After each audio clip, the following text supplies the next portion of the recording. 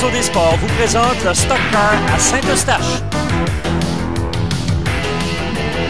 Mesdames, Messieurs, ici Michel Hervé en compagnie de Jean-François Lécarie. Nous vous souhaitons la bienvenue à ce 8e programme de Stock Car en provenance de l'Autodrome de Saint-Eustache. Ce soir, Jean-François, c'est une soirée assez spéciale parce qu'on se souviendra, la semaine dernière, la course en classe Sportsman, ça avait été interrompu en raison de la noirceur, une panne d'électricité. Et ce soir, nous entamons le programme avec cette catégorie après cette tour. Oui, Michel, on recommence au 8e passage et on complète les 25 tours de cette épreuve interrompue, comme tu dis, par la panne d'électricité. Mais on va revenir aussi par la suite, plus tard, au programme aussi de ce soir dans la même catégorie. Ce qu'il y a de spécial dans cette catégorie, c'est qu'il y a un changement. Maintenant, les pilotes vont vraiment qualifier. Contrairement à avant, avec un système de pointage de moyenne, Michel, ça a été abandonné. Et depuis cette semaine, les pilotes vont vraiment qualifier. Et le plus rapide partira à l'avant, système employé comme dans les courses style Winston Cup. Jean-François, derrière nous, le 99 de Serge Morissette. Serge qui a éprouvé des difficultés la semaine dernière. Le moteur qui a sauté. On a remplacé le tout et là, ça semble justement prêt pour la course de ce soir. Oui, mais en plus, il faudrait peut-être noter que cette équipe a travaillé d'arrache-pied. On a changé le moteur dans la Titan 99. Et ce que toi, tu vas annoncer tout à l'heure, certainement, Michel, c'est qu'on va avoir une grosse surprise pour les gens. Oui, bien aussi, le retour des vétérans ce soir, dont Raymond Forté. Ça, c'est une bonne nouvelle pour les amateurs de course. Oui, Raymond qui n'aurait pas foulé le sol de l'Autodrome Saint-Eustache depuis 72 ou 74. Donc, un retour sur la compétition. Il sera sur le mulet de Serge Morissette. C'est pour ça que je disais que l'équipe avait beaucoup travaillé. Et aussi, une chose, c'est une autre nouvelle pour les amateurs de compétition. Monsieur Gilles Forgette. Un retour du vétéran Gilles Forgette. Donc, des gens qu'on aurait vu courir au Fury Speedway. Alors, pour des gens qui ne sont pas habitués et qui sont récents dans le monde du stock car, le Fury Speedway a été démoli en 1965. Ah bon? Alors, ça fait quand même un peu d'historique du monde du stock car du Québec. Alors, ceux qui ont marqué cette partie de l'histoire font des retours à l'Autodrome Saint-Eustache. Alors, mesdames, messieurs, encore beaucoup d'actions à prévoir ce soir, mais d'abord, un coup d'œil aux faits saillants du programme de la soirée. On y va, Jean-François, d'abord avec la classe Panthère. Et c'est le départ. Et dès ce moment-là, c'est la voiture 251 qui est en tête. Oui, c'est Roland Dané. Roland Dané, un des gros canons de cette catégorie. Toujours cette catégorie de base. Michel, on le rappelle aux gens, c'est le premier échelon de cette longue échelle. Et Roland Dané qui est en avant des deux Légaré, le 267 Serge et le 200 René. Justement, René Légaré qui passe en tête ici par l'intérieur au volant de la voiture 251. Belle manœuvre pour lui. Et il se dirige donc vers le fil d'arrivée pour cette victoire en classe Panthère. On va maintenant jeter un coup d'œil à la catégorie novice avec les pare-chocs de couleur vert. Et dès le départ, c'est la voiture 114 de Michel Delisle qui prend la tête. Michel Delisle fait un excellent départ, Michel.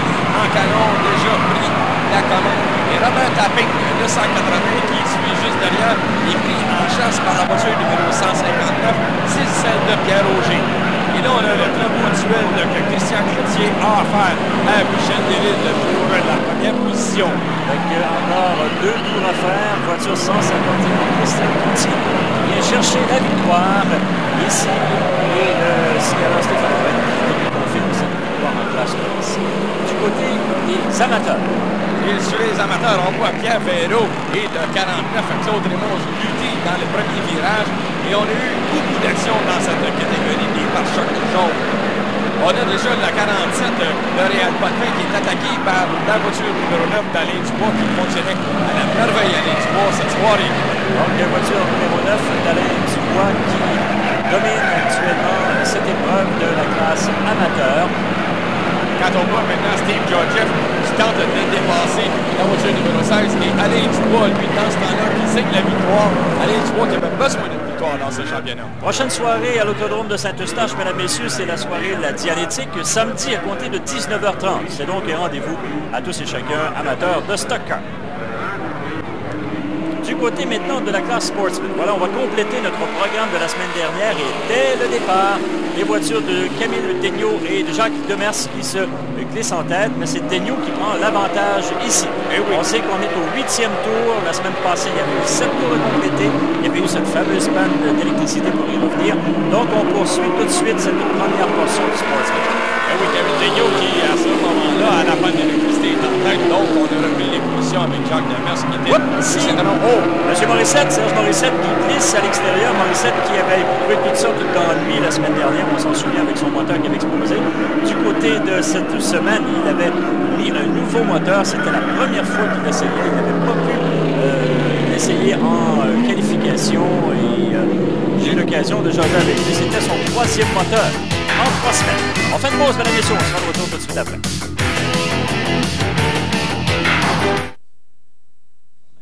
De ce mois-là.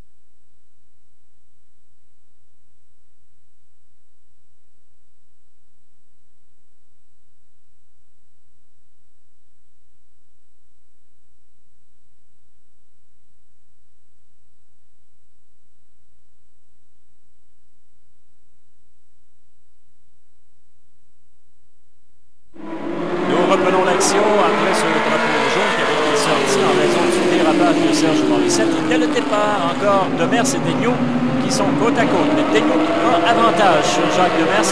Jacques Borgia, le 43. Voilà, sa voiture finalement est en 3e position. Oui, bien surveiller la 44 de Jacques Demers qui est actuellement 2e au championnat a besoin évidemment de se rapprocher de Steve Maheu. Donc Jacques Demers est certainement un des gros canons à surveiller dans cette épreuve. Et déjà, voyez-vous, à l'intérieur, maintenant, Jacques Demers vient de se glisser. Camille Daigneault qui est sorti pas mal, comme on pourrait dire, au large. Oui, mais Daigneault peut résister un peu à la poussée de Demers, mais déporté complètement vers l'extérieur. Et là, il perd de la puissance. Daigneault et des positions aussi. Des précieuses positions. On a la 44 de Jacques Demers qui peut passer. Et également, Jacques Borgia et son 43. Pierre Pilon, le 72. Et maintenant, on voit même le 17 de Daniel Wolf se glisser à côté de la 0-0. Et maintenant, Lucien Rocheteau qui apparaît. Donc, Camille Daigneault qui perd beaucoup de positions au profit en tête de Jacques Demers. Jacques Borgia le suit en 2e position et c'est Pierre Pilon, le 72, en 3e. Il y a Daniel Wolf, lui, qui est en 4e. Et Lucien Rocheteau, il faudra le surveiller. Rocheteau qui s'en vient en 5e place. Et oui, on a tout le temps Borgia qui vraiment là est collé à la voiture numéro 44. Borgia, le 43, qui offre une lutte sans merci à la voiture de Jacques Demers. On peut voir maintenant Borgia qui tente l'intérieur de la voiture numéro 44. Borgia qui est retenu. Encore ici, la voiture de Serge Morissette, Jean-François. Pauvre Serge, la malchance court après lui. Encore des problèmes mécaniques, j'imagine encore le moteur. Et on peut voir Lucien Rocheteau attaquer sérieusement Daniel Wood et Pierre Pilon pour cette fameuse 3e position. Lucien Rocheteau toujours sur la ligne extérieure. On voit une tenue de route exceptionnelle de cette voiture numéro 66. Oui, on s'en souviendra particulièrement la semaine dernière. Lucien qui bénéficie de beaucoup de traction avec sa voiture, surtout dans les dépassements extérieurs. Et encore là, il démontre très bien. Et dans ce temps-là, la 43 de Jacques Borgia maintenant qui tente l'intérieur à la 44 de Jacques Demers. Borgia qui est vraiment exceptionnel, attaque à tous les instants la voiture numéro 44 de Jacques Demers. En 3e position, la voiture 72 de Pierre Pilon que l'on voit ici. Daniel Wolf, juste derrière lui. Et Lucien Rocheteau. Ensuite, c'est Camille Daigneault. Ensuite, c'est Gérard Boulay. Et la voiture numéro 71. Dans ce temps-là, c'est toujours la 44. Jacques Demers en tête, toujours talonné par la 43 de Jacques Borgia. Jacques Borgia, franchement, qui tente vraiment, cherche l'espace pour passer. Mais comme on peut voir maintenant pour la 3e position, on a vraiment une belle lutte entre la 72 de Pilon, la 17 de Wolf et la 66 de Rocheteau. On vous rappelle, mesdames et messieurs, que c'est le programme qu'on complète la semaine dernière, 25 tours. On se rappelle que le programme avait été interrompu en raison de panne d'électricité. Et en fin d'émission, on reviendra avec le programme de ce soir en classe Sportsman.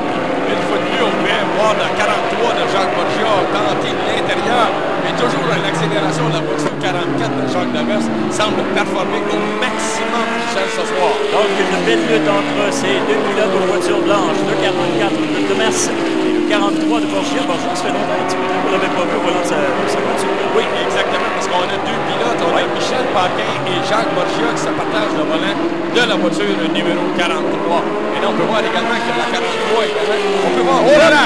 Ici, c'est Pierre Pilon qui dérape et qui cause cet accident avec la voiture de Maheu. Robert Levac, qui a le 66 de Rochelot, qui est immobilisé. Regardez ici le pneu. C'est la voiture de Pierre Pilon qui a perdu, complètement arraché. Disons plutôt que c'est la jante qui a complètement quitté la voiture. Et on en profite justement pour vous parler de notre prochaine soirée à l'autodrome de Saint-Eustache. Samedi 19h30, la soirée La Dianétique. Ça n'a pas manqué, mesdames et messieurs. On reprend l'action donc avec Jacques Demers, toujours en tête. Et en deuxième position, c'est le 43 de Jacques Borgia. Et là, ça change évidemment les positions parce que là, on a perdu quelques voitures avec cet accident. Oui, par le nouveau règlement, on voit Lucien Rochelot qui était relégué complètement à l'arrière. Par contre, Daniel Wolf, non impliqué dans cet incident, se retrouve en troisième position et offre une très belle lutte aux deux meneurs que sont Jacques Demers, le 44, et Jacques Borgia, le 43. Jean-François, j'ai une bonne question pour vous. Qu'est-ce qu'il y a eu avec Steve Maheu? Maheu, on l'avait vu il y a quelques semaines. Là, il était impliqué dans cet accident. Maheu qui domine quand même toujours le classement général, mais on le voit très rarement dans les positions. Tu as raison, Michel, de noter ça. C'est tout simplement que Steve Maheu, quand même, arrive toujours à marquer de précieux points et il maintient tout le temps la tête du championnat malgré tous ces incidents. Je pourrais dire même que la malchance s'acharne pas mal sur la voiture de numéro 60, Steve Maheu. On l'a vu encore dans cet accident avec Pilon, Rochelot, entre autres, et Levac. Maheu qui, certains ennuis, et heureusement pour lui, il réussit à se maintenir en tête du classement. Il ne faudrait pas oublier aussi, parce qu'on voit Jacques Demers en tête, Demers qui a le talent très au championnat, il faudrait le surveiller aussi. C'est pour ça que Jacques Demers fait le travail d'arrache-pied. Plus il emporte de points, plus Steve Maheu est loin, meilleures sont ses chances. Le championnat avance, Michel, en ce moment. Oui, ça sera une belle fin de saison entre ces deux pilotes particulièrement. Il y en a d'autres aussi qui sont très près. Alors, on pourra revenir là-dessus justement. Mais pour l'instant, Jacques Demers avec encore 2 tours à faire dans cette première portion de 25 tours. Domine devant Jacques Borgia et Daniel Wolf. Est-ce que Jacques Demers pourra conserver cette position de meneur jusqu'à la fin? C'est ce qu'on verra dans les prochaines minutes, mesdames et messieurs. Et Jacques Demers, maintenant, qui reçoit le drapeau blanc, un seul tour à compléter, a pris la commande à partir du 10e passage, Michel. Il semble vouloir retenir les autres pilotes et on voit encore la 43 qui attaque sérieusement. Donc Jacques Demers qui s'amène vers le fil d'arrivée. Alors voilà, mesdames et messieurs, c'est la victoire confirmée. Jacques Demers devant Jacques Borgia et Daniel Wolf. Donc nos 3 positions de tête et Camille Daigneault, lui, au volant de son 0-0, termine en 4e position.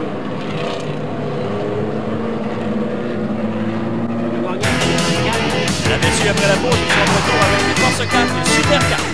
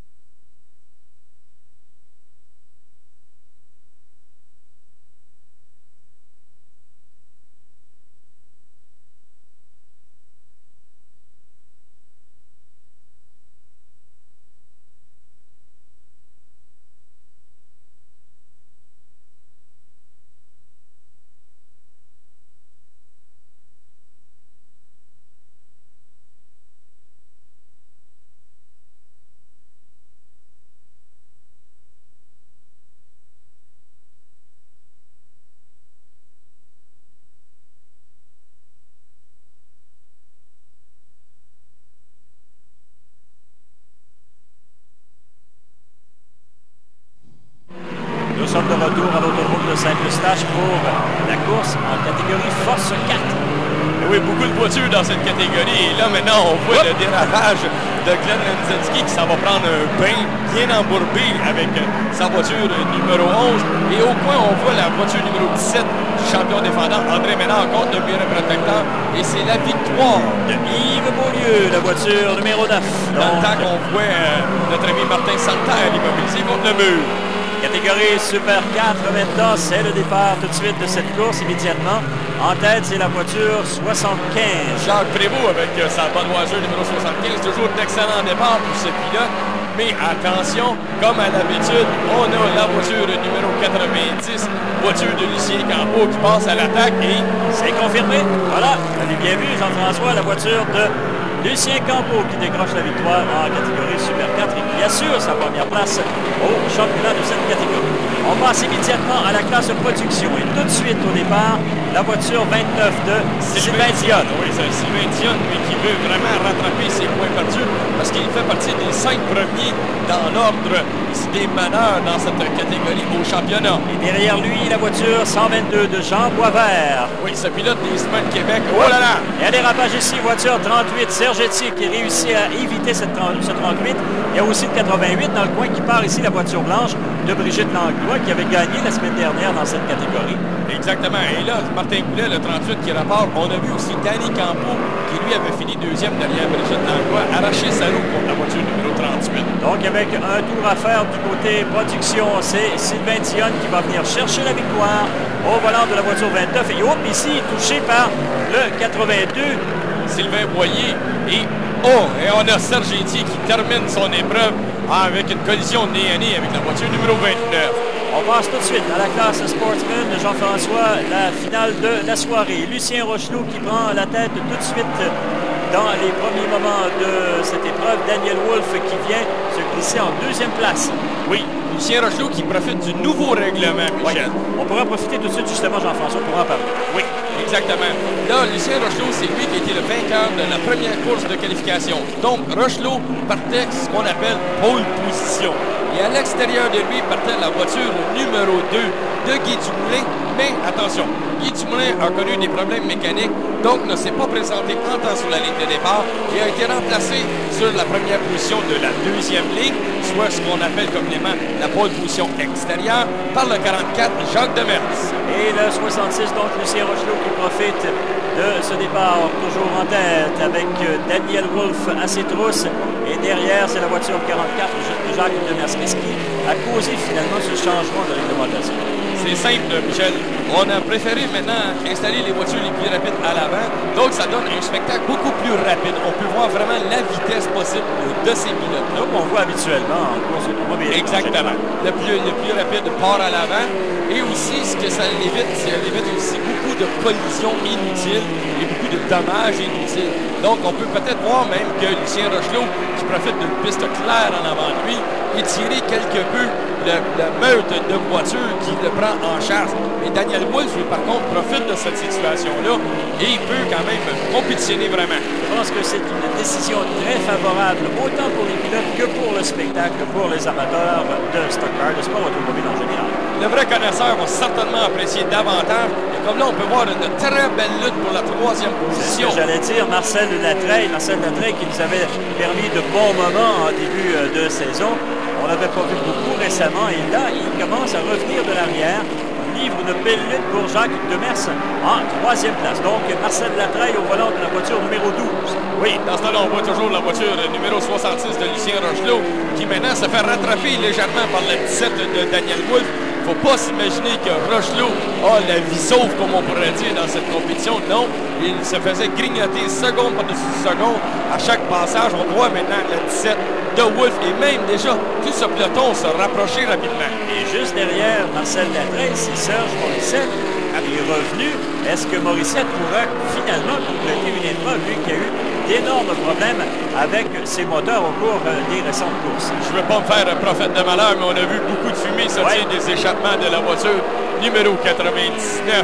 Et on peut voir cette lutte qui était fantastique entre la 44 de Jacques Demers et la 12 de Marcel Latreille. Les raisons, on a vu encore beaucoup de fumée se dégager de la voiture 99 de Morissette. Espérons pour lui que ça pourrait se régler, mais ça pourrait lui poser des problèmes. Voilà, il n'est déjà plus là. Et voilà, Serge Morissette, encore une fois, victime d'un moteur qui a cassé. Victime d'ennuis mécaniques. Et ils sont vraiment malchanceux sur ce côté-là. L'histoire de la famille Morissette, l'histoire va vraiment changer. On nous a dit dans cette équipe qu'on était pour investir énormément sur les mécaniques. Et dans ce temps-là, lui, Lucien Rochelot, qui profite de son expérience en plus. Parce que Lucien Rochelot, il faut bien le noter, c'est un pilote chargé d'expérience. Lucien Rochelot qui domine cette classe Sportsman. On voit ici le 0-0 de Camille Daigneault, qui est suivi du 71 de Robert Boulay, et c'est Guy Dumoulin qui est revenu aussi de la voiture numéro 2. Guy Dumoulin, on s'attendait beaucoup plus de Guy Dumoulin cette semaine, sauf que Guy Dumoulin, comme je l'ai dit, sur le départ a connu des ennuis mécaniques, a dû partir à l'arrière du peloton avec ce nouveau règlement. Dans le temps, lui, que Rochelot, lui, s'est sauvé avec la pole position. Installé confortablement en tête. Il faudrait aussi rappeler, on s'en souvient, en début d'émission, on avait mentionné la présence de Raymond Fortin. Qu'est-ce qui s'est passé dans son cas? Bon, OK, Raymond Fortin, on est arrivé, la voiture était mal ajustée. Raymond Fortin a préféré déclarer forfait plutôt que de s'engager dans une compétition où il n'aurait vraiment pas été compétitif, tout simplement, Michel. Fait qu'il a préféré attendre le week-end prochain où on va pouvoir vraiment voir Raymond Fortin compétitionner avec justement ce fameux Gilles Forgette qui annonce, lui, également son auto. Alors, on a parlé d'expérience tantôt avec Lucien Rochelot. On en verra encore beaucoup avec Raymond Fortin, bien évidemment. Et oui, dans ce temps-là, la ronde continue et la bagarre est vraiment pour la troisième position entre la 12 de Marcel Latreille et la 44 de Jacques Demers. Regardez bien ce qui va se passer, mesdames et messieurs. Ça va chauffer. Les deux voitures côte à côte. Jacques Demers, Marcel Latreille à l'extérieur. Il y a une superbe lutte entre ces deux pilotes. Robert Levac qui est juste derrière. Robert Levac qui donne une excellente performance. Hein? C'est pas longtemps non plus qu'il court. Et là, on ne peut pas accorder aucun pouce d'avantage à ni un ni l'autre. Marcel Latreille et Jacques Demers pour la troisième position. Les deux voitures semblent être soudées côte à côte. Jacques Demers a un léger avantage à l'entrée du virage numéro 3, mais Marcel Latreille, à l'accélération, revient et se réhisse à la hauteur de la voiture numéro 44. Donc, on ne se lâche pas prise encore. Jacques Demers qui ne peut pas laisser un pouce à Marcel Latreille à l'extérieur. Et ça, c'est une des belles luttes qu'on a vues cette année, Jean-François. C'est une très, très, très belle lutte, Michel. Imagine-toi la concentration que ces deux pilotes-là doivent garder pour ne pas faire d'erreur, pour ne pas se toucher ou quoi que ce soit. Oh là, dérapage! Oh. Ici, Jacques Demers qui touche légèrement au derrière de la voiture de Latreille. Latreille qui touche aussi Robert Levac, mais Latreille qui peut quand même repartir pour éviter le drapeau jaune. Alors ça, c'est une belle manœuvre. Mais il y a Camille Daigneault ici qui est sorti de piste. Et je pense que justement, ce fameux drapeau jaune sera sorti par Stéphane Aubin. Donc, on va arrêter momentanément la course. Oui, on voit la reprise de cet incident, la 44 de Jacques Demers qui touche la voiture 12 de Marcel Latreille. Marcel Latreille, lui, qui retouche la voiture 15 de Robert Levac. Et les deux pilotes impliqués dans le premier accrochage, la 44 et la 12, vont devoir repartir à l'arrière du peloton dû à ce nouveau règlement. On va en profiter, mesdames et messieurs, pour faire une pause. Tout de suite de la classe Sportsman.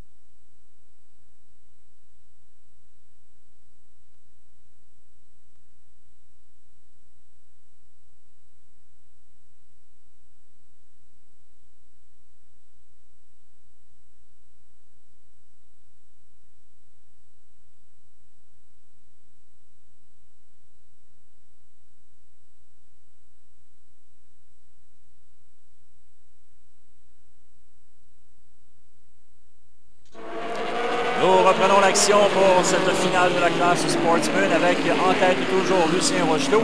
Et là, il y a deux voitures déportées vers l'extérieur. Jean-Yves Caron qui dérape complètement au volant de sa voiture numéro 16 pourra je pense bien, reprendre la piste tout de suite, ce qui veut dire qu'il n'y aura pas de drapeau jaune. Et oui, l'autre drapeau jaune a fait que toutes les voitures sont maintenant regroupées. Et on peut voir maintenant que Lucien Rochelot, qui profitait d'une avance quasi insurmontable, voit sur son pare-choc la rutilante voiture numéro 17, la Lumina de Daniel Wolf, vraiment le serrer et vraiment le challenger pour la première position dans ses derniers tours. Et justement, on voit Jean-Yves Caron qui quitte la piste, lui qui a pu revenir, mais il trouve sûrement des ennuis avec son bolide, donc il va quitter la compétition pour le moment. En troisième place, c'est Robert Levac qui est tout juste derrière Daniel Wolf. Camille Daigneault aussi qui est derrière Robert Levac. Robert Levac fait une excellente performance, Michel. Pour le nombre de programmes sur piste pavée, Robert Levac est rendu maintenant en troisième position et vraiment collé au meneur. Donc, on peut voir maintenant une belle lutte qui se dessine entre la 66 de Rochelot et la 17 de Daniel Wolf pour la première position. Il y a notre meneur au classement, Steve Maheu, qui est très, très loin derrière. Encore là, c'est pas chanceux, encore une fois, Steve Maheu. Non, vraiment pas. On l'a vu impliqué tout à l'heure dans un accrochage. Là, on revoit sur la piste, loin derrière les meneurs, et marque quand même de précieux points parce que Jacques Demers, dû à cet accrochage, est derrière lui maintenant. Et on sait que ces deux pilotes se font une belle lutte pour la tête du classement général en classe Sportsman. Mais c'est toujours Lucien Rochelot qui domine avec à ses trousses Daniel Wolf. Il ne faudrait pas une fausse manœuvre de Rochelot parce que Wolf va sûrement l'attaquer rapidement. Et justement, Lucien Rochelot lui profite de son expérience. Et on voit maintenant le drapeau blanc, un seul tour. Lucien Rochelot, il n'est pas facile à impressionner. Et Wolf lui attaque sérieusement. Oui, ici Latreille et Werner qui se disputent une position derrière le peloton. C'est dommage pour Marcel Latreille parce que Marcel Latreille est toujours un excellent combattant. Et voilà, c'est la fin de la course sur drapeau jaune. Oui, un drapeau jaune pour le dérapage de la voiture numéro 72, Pierre Pilon. 2 dérapages en 2 épreuves. Pierre qui a vraiment joué de malchance. On va voir dans quelques instants la voiture stationnée contre le parapet. On ne pouvait pas la voir sur l'angle où on était. On va tout simplement aller avec les caméras plus proches. Pierre Pilon qui est stationné contre le muret a donné vraiment durement de côté, Michel. Voilà Pilon qui est immobilisé sur la piste. Cette course qui se termine donc sur drapeau jaune. On va revoir comment ça s'est passé alors que l'on voit ici un plus gros plan de la voiture de Pierre Pilon qui a été brassé dans cet dérapage. Oui, Pierre Pilon qui, comme tu dis, Michel, simplement dérapé et cogné durement contre le mur. On voit ici le point tournant de la course, mesdames et messieurs. Il y avait une superbe lutte qui se dessinait entre Jacques Demers et Marcel Latreille. Et comme on l'a dit, les deux pilotes qui ont été replacés derrière le peloton au retour de la course. Oui, imaginez-moi, c'était une bataille pour la 3e position et là, on se retrouve en quelques 16e position. Ça doit être un dur coup pour le moral des pilotes. Mais ça n'enlève rien à la superbe victoire de Lucien Rochelot. Autre victoire, une deuxième en 3 semaines pour le vétéran pilote au volant de la voiture 66. C'est le 17 de Daniel Wolf qui a terminé en 2e position. Robert Levac, une belle position pour lui. La 3e et Camille Daigneault qui termine en 4e place. Ce qui veut dire qu'au classement général, eh bien, Maheu, heureusement, Steve Maheu au volant de la voiture 60 est toujours en tête avec 824 points. Jacques Demers le talonne toujours avec 801 points. Daniel Wolf est 3e et Patrick Werner en 4e position. Donc, une très belle lutte à ce championnat catégorie Sportsman, Michel. Voilà, mesdames et messieurs, ça complète notre programme pour cette semaine. Prochain rendez-vous samedi 19h30 pour la soirée La Dianétique. Merci d'avoir été là. À la prochaine. Au revoir.